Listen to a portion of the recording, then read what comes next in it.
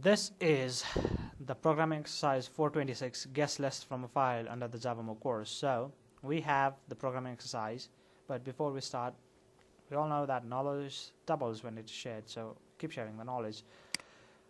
The exercise template comes ready with functionality for the guest list application. It checks whether names entered by the user are in the guest list or not. So there's a file named guestlist.txt, and then the program asks the user to enter a name, and once the name has been entered, it verifies that if this name is enlisted in this file or not. If it is enlisted, then the output will be the name is on the list. Otherwise, the name is not on the list will be printed. Since Chalk Notice is not available in guest list file, this is the output, but Jack Bauer is available here, so the name is on the list. And upon entering an empty string, thank you will be printed. So let's go into the program. Okay, under the file section, we have two files. Names.txt enlisting Ada, Artolina, and Test, and other names.txt has Leo, Jarma, and Alicia. Okay, let's just go into the program. Let's just open guest list from a file.java. Okay, oh no, what is here? Okay, let's see. Here we have been provided with the list, right? And it says us to implement reading from the file here. Okay, let's implement the reading from a file. So we know how to read from a file, don't we? We have done this previously as well. We use the try catch block just to sort out any exception if we do have. Let's define an exception E, right? And if there is an error, we have to handle it. So simply use e.get message, and that's done on the catch block. That's it. In the try block, let's define. Okay, so there's a scanner, name of the file, string file. Okay, so the name of the file will be enlisted in here. So let's define a new scanner object. Scanner. Let's call it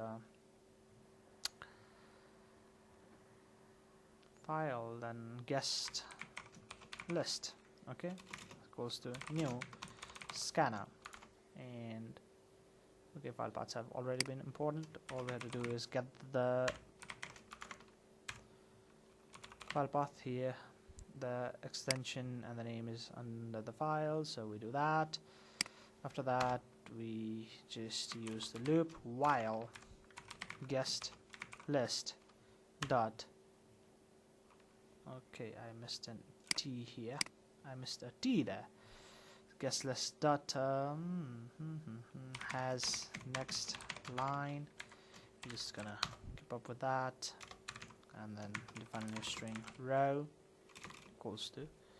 No, we are actually adding this to the list. So all we have to do is list dot add guest list dot next line, right? That's all we do. And okay, reading part is done. So let's just say reading part completed here. Okay, let's try and run this program. Since the program just asked us to implement reading the file. Name of the file. Oh wait, what was the name of the file? It's names.txt. Names.txt. So what do we have here? Okay, let's enter the name Ada. The name is on the list. Let's enter the name Coda. The name is not on the list. And upon entering an empty string, it just prints thank you. So let's try and submit this. You can see all tests have passed on the server. Now let's move on to this file for a while. Okay, here what? Okay, so first of all, let me just try to explain this program very quickly.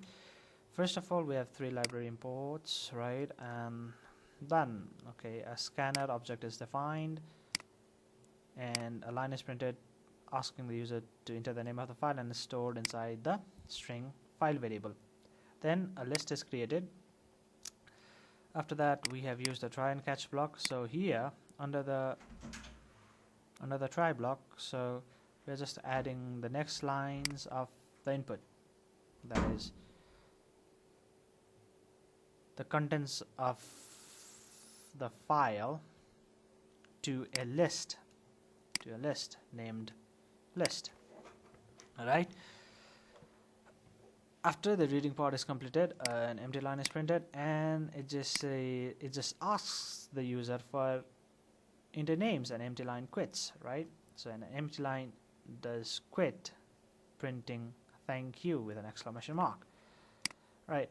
So there is a while true statement that breaks if the name string is empty, and this string.name holds whatever the user gives as a name input. Now, upon entering a name that is not an empty string, what the program does is, if our list, so this list that has all the names of the files, since I just used the name files, so Ada, Auto, Lena and Test become successfully the indexes 0, 1, 2 and 3 of the list, right? So if list, and there is a function or a keyword that checks that if the item or the string is available or not. We learned this on the previous section of this very course. So if list that contains the name, that is the name just provided to us by the user, then the system will print the name is on the list. Otherwise, it's simply going to print the name is not on the list.